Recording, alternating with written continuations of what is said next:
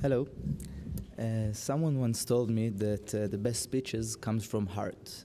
Unfortunately, my heart speaks Hebrew, so it's going to be a bit of a struggle, but we're all in this together, and I think we'll make it.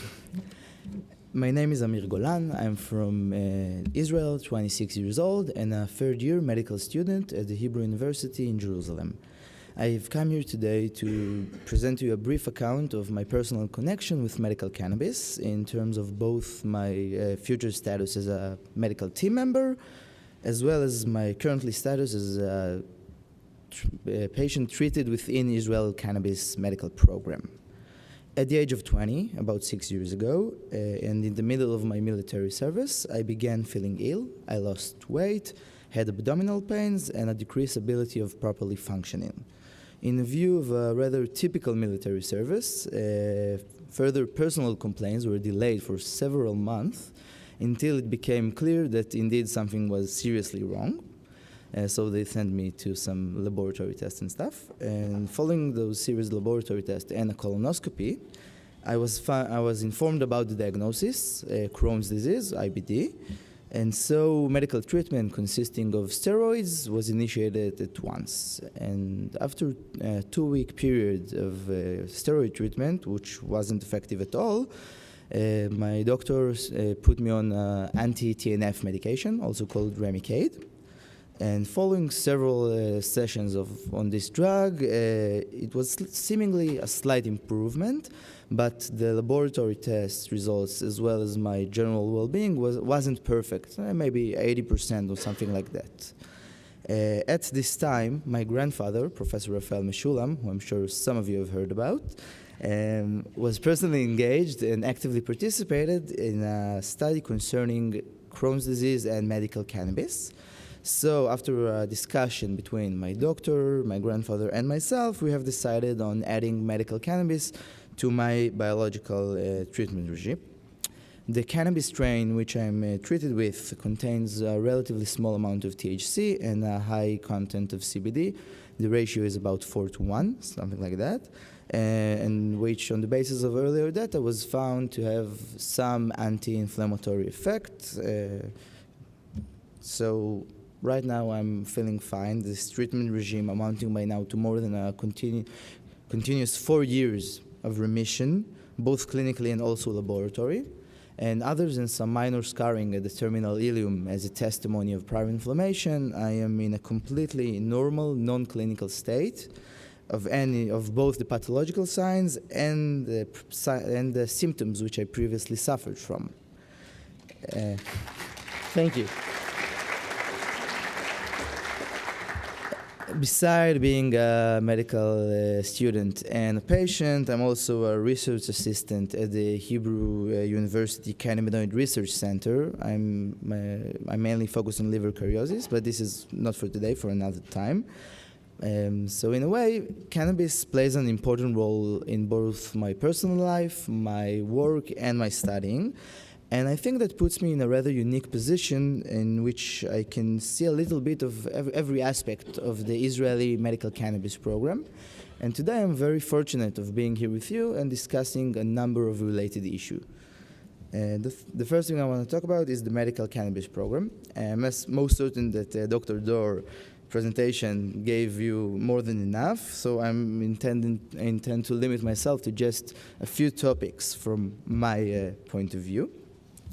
The first thing is the research, that Israel consists as such a pioneering nation in manifold aspects of medical cannabis, regarding from the discovery of the endocannabinoid system itself to the recent research regarding epilepsy, as Dr. Dor said, and much, much more. And I think that the advanced research enables a relatively quick approval of new indications for the patients.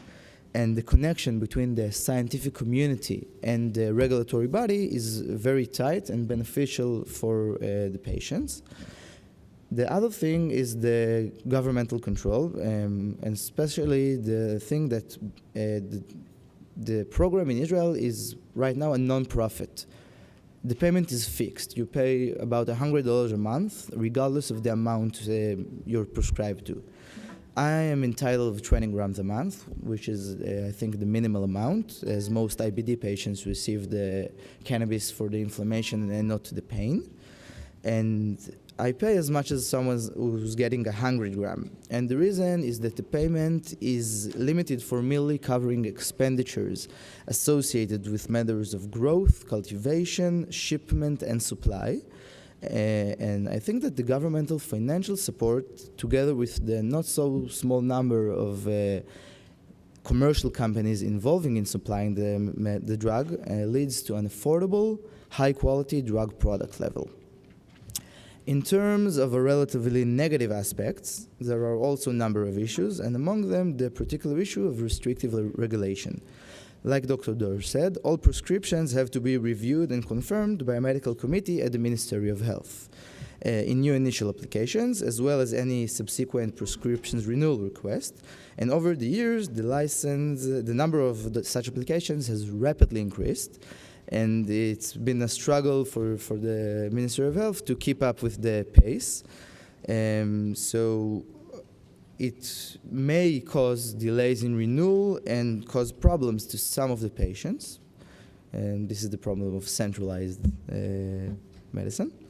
And furthermore, and such a most relevant topic is that in Israel, like here in the States, cannabis is regarded as a class 1 drug, a thing that puts a lot of restrictions on both the patients and the researchers on this field. Now I would like to devote a few sentences as to medical cannabis-related issues and its contents within the study program at our medical school in Jerusalem.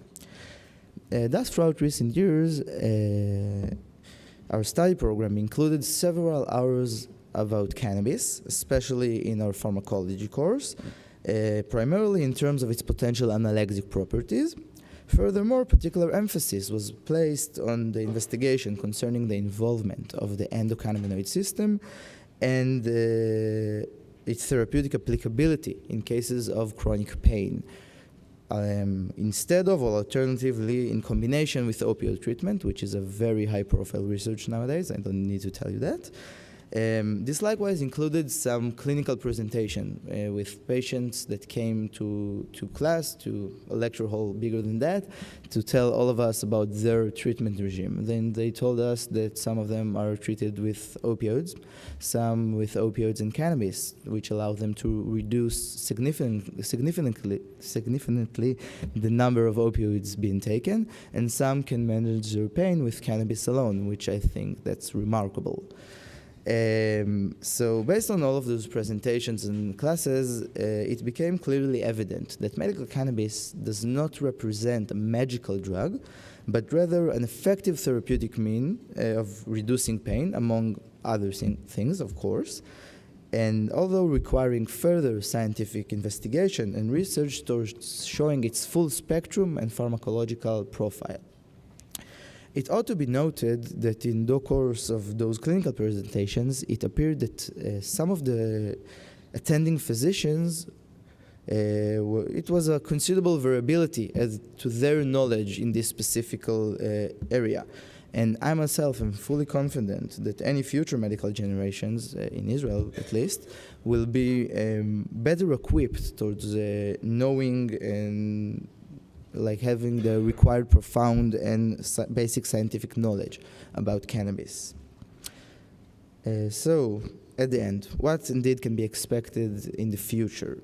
It is my opinion that foremost among the most relevant topic and upon the prevailing therapeutic and even commercial aspects of this field is that still we need a lot of research.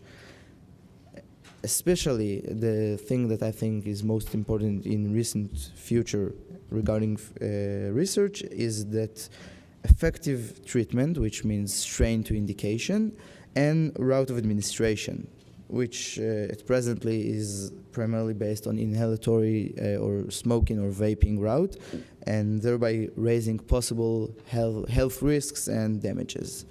The second thing is an additional highly relevant topic is education, medical education.